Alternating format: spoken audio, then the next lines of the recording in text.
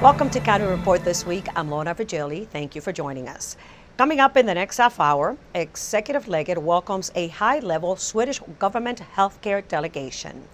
MCPS Superintendent Larry Bowers presents his FY17 operating budget.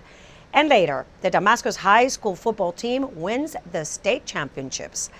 But first, County Executive Ike Leggett spent an entire day listening to experts and members of the senior community. This during his Aging Summit held at the Silver Spring Civic Building. Feedback from this exchange will be considered when preparing the FY17 operating budget.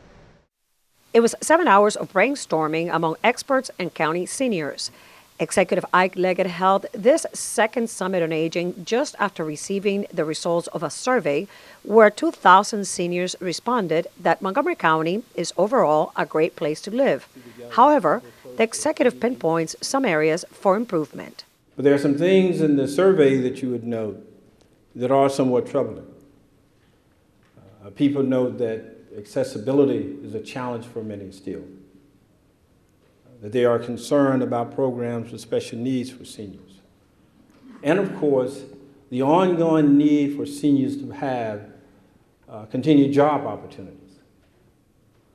And certainly, the huge challenge of housing, affordable housing. We have a great deal of work still ahead of us. Part of giving feedback to the executive incorporated to identify the 5 top priorities of concern for seniors. Again and again, better sidewalks and pedestrian safety came on top. Another area of interest, access to and understanding technology. We're going to teach high school students how to teach our older adult population how to use technology, and we'll be piloting this at our Schweinhout Senior Center. At the summit, Montgomery County became the first in the state of Maryland to join the network of AARP, World Health Organization, age-friendly communities. The county also became the second in the state to join the Dementia-Friendly America initiative. According to Executive Leggett, the survey results and the top priorities highlighted during the summit will help them when preparing the FY17 operating budget. County seniors are encouraged to continue to participate on this dialogue. The survey will continue to be live online for residents to bring up their ideas and concerns. To participate, visit montgomerycountymd.gov/senior. Ending homelessness in Montgomery County has been a top priority of the County Council for some time. The county is currently participating in the Zero 2016 campaign to end veteran homelessness, and $500,000 was allocated by the council to fund this initiative. Recently, we caught up with one of the last veterans housed by the county this year, something he thought could never be possible. For Hyradine Amaro, having a key to his own home is no longer a dream. Thanks to the Montgomery County Council and the Montgomery County Coalition for the Homeless, this United States veteran who was once homeless now has a roof over his head. 34-year-old Hyradine left Africa to come study here in the United States. After getting his degree, he decided to become a U.S. citizen and enlist in the Army. He served as a combat engineer and also trained in Homeland Security. Injuries to both of his knees forced him to end his military career early. He tried connecting with relatives in Ohio, but was unsuccessful. He then ended up here in Montgomery County, a disabled homeless veteran. I was living in my car. I was really under. It was really tough. Things were so desperate. I didn't have no hope. I want to be honest with you. I thought it's over. Hyradine had made the decision to return to Africa to be with his family. I took the decision. I said, you know what? I'm going back to Africa. That's it. I can, after serving, after doing anything I was supposed to do to this country, and after all I've done, I wasn't feeling great. I said, you know what? I don't think maybe I did the right decision. But within a matter of hours, his life would change. One of the many priorities of the Montgomery County Council is to end homelessness here, with special attention given to veterans. As part of the Zero 2016 campaign to end homelessness among veterans by the end of 2015. I can only say thank you, and I don't know how much I can say thank you. I'm I'm very, very fortunate and grateful. In Rockville, I'm Susan Kennedy for County Report This Week. County Executive Idleg joined local, state, and federal representatives in welcoming dignitaries from Sweden's e-health agency. Sweden selected Rockville-based Get Real Health to provide its citizens with a national health data platform consisting of a secure personal health record and tools to increase patient engagement and empower people to take greater control of their own health. Along the way, Montgomery County was pleased to be a partner in the company's development. They were part of our incubator program for about 3.5 years. As Robin will tell you, we were with her, the team, every step of the way, helping to find office space and provide whatever assistance we could provide. Beyond the success of the company, Get Real Health is doing something more. Get Real Health made it a point to find vendors who are also right here in Montgomery County, adding to our economy. That's the perfect way to keep our business ecosystem healthy and thriving. Sweden's selection of Get Real Health highlights the county's leadership as an exporter of health information technology and effectiveness as an incubator of innovative tech startups. Coming up on County Report This Week, Executive Leggett takes on the airwaves to talk about county accomplishments and challenges in 2015. And the clock is ticking for Affordable Care Act enrollment. We will have those stories and more right after this. Did you know there are more than 10,000 county government phone numbers? But there's only one number you need to remember for non-emergency calls, 311. MC311 is Montgomery County government's online telephone information system. Need information? Have a problem or complaint? Trying to locate a county government facility? Call 311. The call center is open Monday through Friday, 7 a.m. to 7 p.m. The website is available 24 hours a day, 7 days a week. In Montgomery County, we have a goal to reduce waste and recycle 70% of all waste by 2020.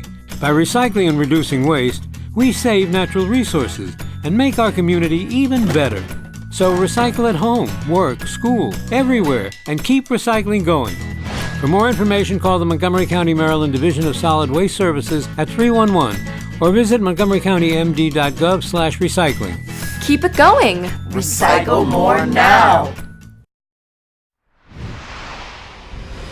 Welcome back to County Report This Week. I'm Lorna Virgili.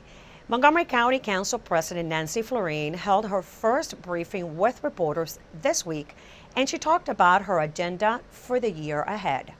Next year, we'll see, obviously, there's a fiscal challenge, and I personally am going to try to prioritize our focus on economic development.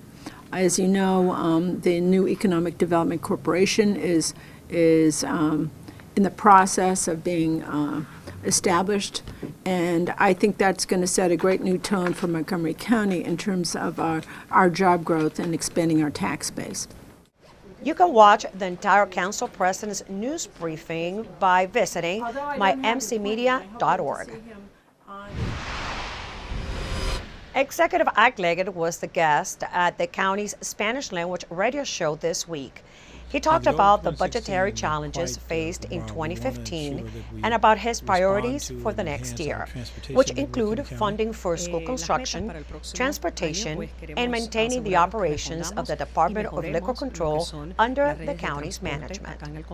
We want to ensure that we do a better job and to get more resources from the state to help us both in transit as well as educational construction and needs for our growing student bodies in Montgomery County. We would like to remind county residents that might qualify for financial assistance that the Affordable Care Act enrollment due date is December 15th.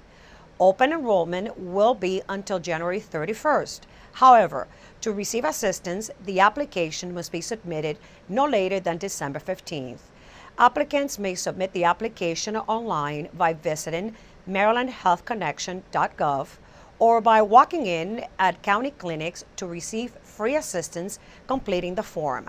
For more information on the county locations, you may call 311. And with the holidays upon us, there is more cooking, gift wrapping, and more advertisements in the mail. Therefore, more waste is created, and county residents are reminded to recycle during this time of the year. Remember to place newspapers, cardboards, plastic cans, and any other materials in the recycling bins.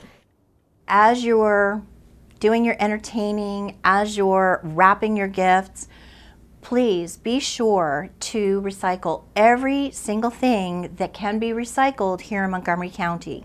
Holiday cooking can generate many types of bottles, jars, cans, and containers that can be either recycled or reused for storing leftovers. There are things that folks can do to cut down on the amount of waste that they create. For example, thinking ahead and buying in bulk is always a very, very good practice.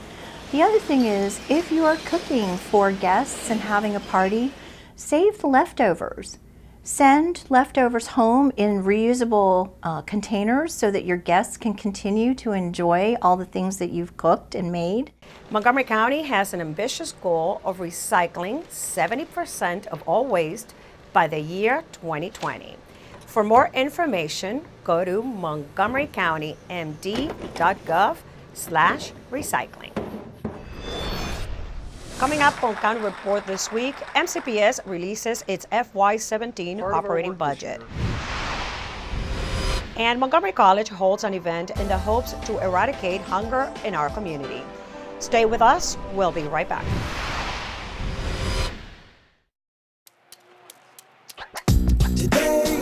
Yeah, salad on Saturday, fruit on Friday, throw a ball Thursday. Water Wednesday, touch your toes Tuesday, let's move Monday, swap snacks Sunday. 60 minutes of physical activity a day and eating well can help get your child healthy. So keep them active and eating well every day. Get ideas, get involved, get going at letsmove.gov. That's letsmove.gov.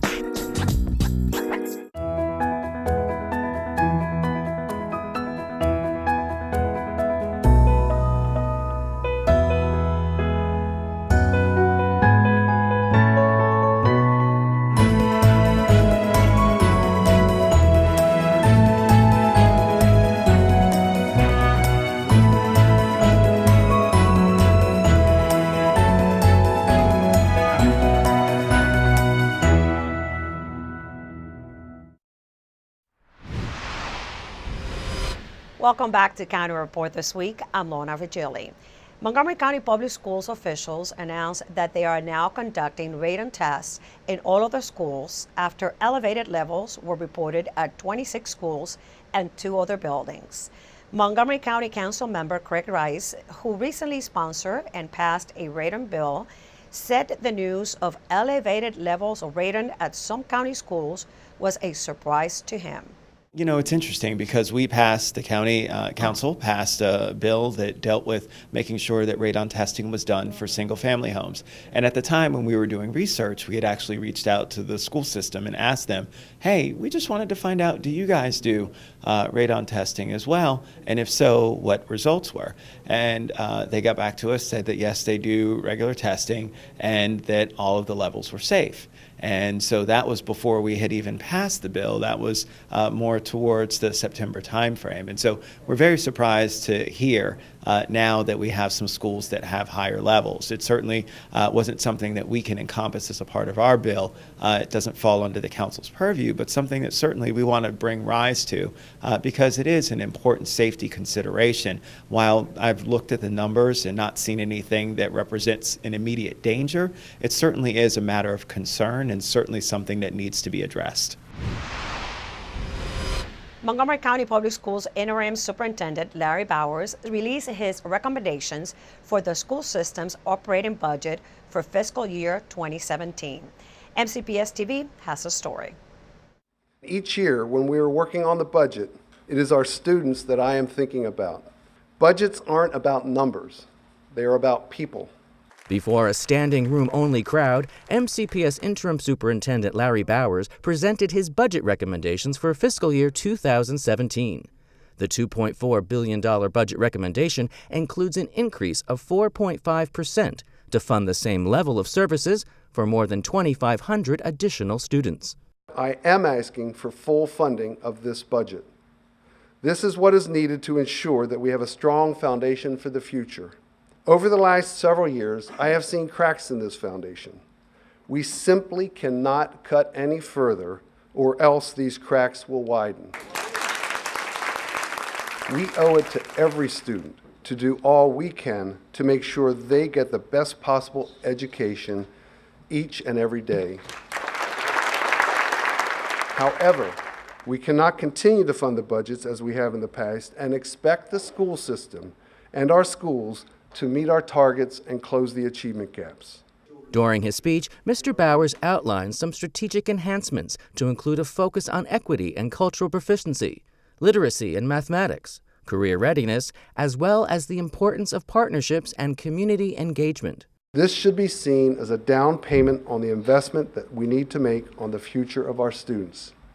Attendees commented on the superintendent's recommendations and his theme of Fund Our Future. I think the idea of Fund Our Future is very important. It's a good theme to keep in mind that it's not just about funding the budget and buying books, but this is really about our children's future and the future of our county. Due to budget cuts since 2009, where we've lost about $1,200 per student in local funding, we've had to find ways to make that up. And one of the ways that you make that up is by increasing class size. So we believe it's time for local funding to see an increase. As we go forward with the budget, if we continue to have cuts like we have had in the past, I think that presents a number of issues for our schools, for our students, for our staff, and that really will be much more damaging than I think most people realize. The Board of Education holds public hearings on the budget in January. To learn more about the FY 2017 operating budget and to view the entire budget presentation, visit the MCPS budget website. The City of Rockville is giving area high school students a chance to help mold Rockville's future. Rock 11 Now's Colby Ford explains. Among other things, the City of Rockville is looking toward the future with their Rockville 2040 Comprehensive Master Plan update. That updated plan describes the vision for the city's future and how to make it happen. So the Rockville Planning Commission told the long-range planning staff to hold listening sessions to ask Rockville residents the simple question: what do you want Rockville to be like in 2040? And who better to ask than the future adults who will be responsible for making this vision a reality. We're at Rockville High, and we're doing a series of listening sessions all throughout the city to hear what the folks in Rockville would like the future to be as key information to help to update the city's master plan. I like how it's like the mix of like the trails, and then there's also the mansion. The students discuss their ideas for 2040, how they love living in Rockville, and how they want to be a part of shaping the city's tomorrow. And we like the food options along Rockville Pike and in Town Center, and we wanted to keep those in the future. While some of the students may not all live here, they all have a stake in the master plan because they all learn here in the city of Rockville. The Civic Center we thought was one of the great parts of Rockville, like the trails and we like the car shows and all the things that are going on around there. And the Rockville Planning Commission is using these listening sessions to get the unique perspectives of Rockville High School, Wooten, and Richard Montgomery High School students. They've been really great. They have a different cut than some of the folks in the neighborhoods do, and that's why we're here. The Rockville 2040 listening sessions have been all across the city, getting the input from all ages and cultures. And this valuable information will be used to make the new plan for Rockville. To keep up with the Rockville 2040 Comprehensive Master Plan update, head to our website at rockvillemd.gov/Rockville2040. For County Report This Week, I'm Colby Ford. Food insecurity is a problem in the poorest countries as well as in Montgomery County. Here's how students are bringing the issue to the forefront through a unique banquet at Montgomery College. Most of us know what a hunger pang feels like, but what about chronic hunger? Montgomery College students set out to simulate world hunger through a unique banquet where you could taste what food inequality is like. The Hunger Banquet is an interactive meal that explores the food injustices today and the broken food systems. The interactive meal is set up into 3 class systems: the upper class, the middle class, and the lower class. When people come in, they randomly get assigned a ticket to where they're going to sit. The upper class gets a full meal, a banquet, and it's plentiful. The middle class gets just enough to eat, and then the lower class gets a very small meal that's not very nutritious, and this is designed to set up and illustrate the ways that that food injustice plays out in the world. They get to feel it firsthand, the percentage of people who actually are in the upper class versus the middle, and then especially the lower class. The event came from the students. I'd gone to India with a travel abroad program, and the students, there were about 10 or 15 of them, and when we came back we were so moved by what we'd seen in India that we knew we wanted to talk about what had happened. So they said, well, let's do a hunger banquet, and so we did. We did a hunger banquet. I have come to realize really that there are hungry students right here on campus, and every time that we do the banquet, someone stands up and talks about being hungry. That's my favorite part. Students were placed at random in unique socioeconomic roles, and they walked away with a new perspective. It was kind of heartbreaking, honestly, to just be looking down on everybody and knowing that I was so much more privileged than everyone else in the room. It was especially tough to look down on everybody who was just getting a bag of chips, realizing that so many people have to go through this impoverishment of malnutrition and just not being able to feed their families enough and just live a healthy life, which every human being should be able to do. For County Report this week, in Rockville, I'm Carolina Galeano. Yeah. Coming up next on County Report this week, Damascus football team sets state records and we interview its running back. Plus, you will meet our Pet of the Week. Don't go away, County Report this week is coming right back.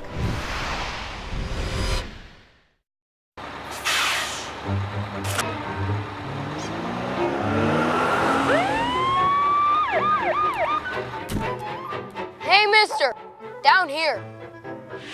You illegally passed the stop school bus. I'm placing you in timeout, and this timeout means big fines, plus you really could have hurt somebody. That's why school buses are being equipped with video cameras to help kids like me stay safe, so respect the bus. This message brought to you by FEMA. Home fires occur most often in winter. Keep anything that can catch fire at least 3 feet from heating equipment. And never use an oven to heat your home. Stay in the kitchen when frying, grilling, or broiling food. Turn space heaters off when you leave the room or go to bed. Make sure all vents are clear of snow and ice to allow carbon monoxide to vent outside. Have your furnace, heating system, and chimneys serviced each year by a qualified professional. Learn more at www.usfa.fema.gov. Welcome back to County Report this week. I'm Lorna Virgili. A Montgomery County high school took home the Class 3A football state championship title. Maureen Chowdy reports. And they are the best, as the Damascus Swarm and Hornets took home the Class 3A state championship title with a perfect winning season. It's the 8th state title in the school's history. Star running back Jake Funk scored a total of 7 touchdowns, 6 in the first half alone. You just keep going, you get your first, you keep going, you're not done. You just got to keep thinking to yourself, you're not done, you're not done, you're not done. And that's exactly what Funk did, leading the Swarm and Hornets to the big win with his unstoppable power and speed against the Dundalk Owls. I can't, thank my offensive line enough. They're the reason why we won this state championship tonight, offensively and defensively. This is a true story of redemption. Last year, the team lost at the state finals after leading at the half. I didn't believe it until it was really, really late in the game because, like I said, we had the lead, and last year we gave up the lead, and you never really knew. But I guess when we started subbing some guys in there, and we felt it was okay, and the clock was running, it's just kind of surreal to look up and see the fans and see the team and the way they're feeling, and just think back to everything we've all put in. It's pretty special. To be able to come back and have our motto back to the bank and finish it this year, it's amazing. The win was also special for fans. We are the team of this state, and probably the nation too. I feel like we could take on everyone and anyone that comes in our path. It's a great feeling. I don't even have words to explain how excited I am to be here today. Our team has worked really hard to get this far. They've practiced every day. They've worked their butts off, and they deserve it. We've won every game so far. We're the best team in Maryland. Looking ahead to next season. Oh yeah, we take it one day at a time, but we got a good team coming back next year. Our JV was really good, and we got a bunch of kids starting on varsity as sophomores this year, so it should be pretty good. For Counter Report this week, I'm Maureen Chaudhary.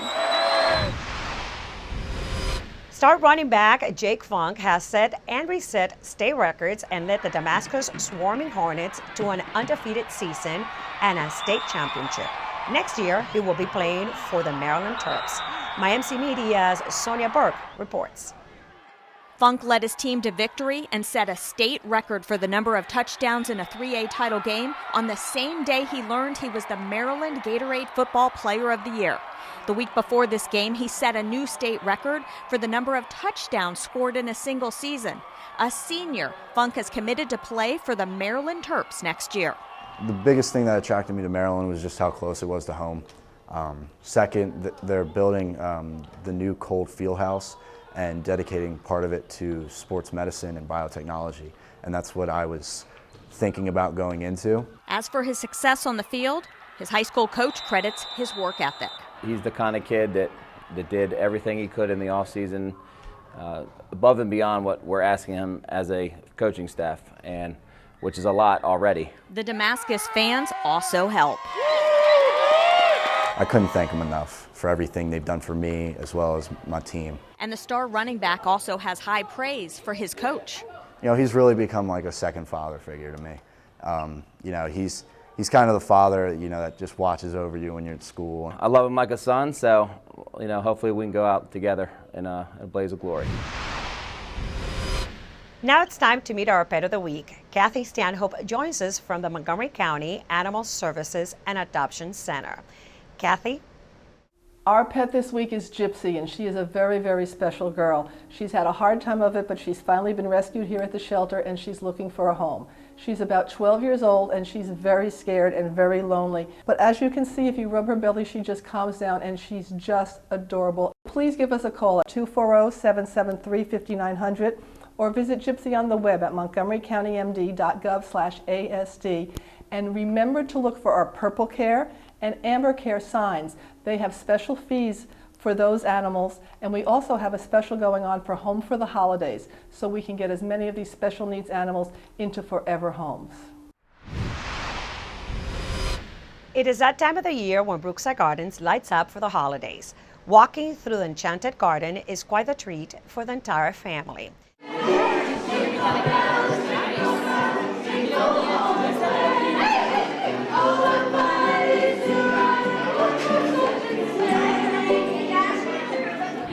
This light extravaganza is more than a half a mile long and contains close to 1 million colorful lights. Beautiful. Everything's so beautiful. I'm really impressed. I never really thought how much time it might take to do something like this. They're gorgeous. They're just absolutely beautiful. I've never been here at night, and I can't believe it. I seen them doing all the work here, but I can't believe they did it to this degree. Just all the lights and how much effort they put into this place. I had just heard a lot of great things about it, and so we wanted to check it out for ourselves. That the girls are old enough to experience and understand and actually appreciate it. I like that one. Do you like that big monster right there? Mm-hmm. What do you think of all this? Is this so pretty? Yeah.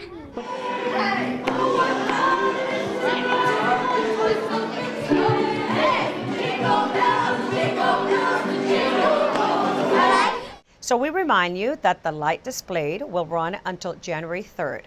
For more information, visit brooksidegardens.org. And with that, we close this edition of County Report This Week. Remember to like us on Facebook and to join us again at this time every week for a look at what's going on inside Montgomery County. I'm Lorna Virgili, and thank you for watching.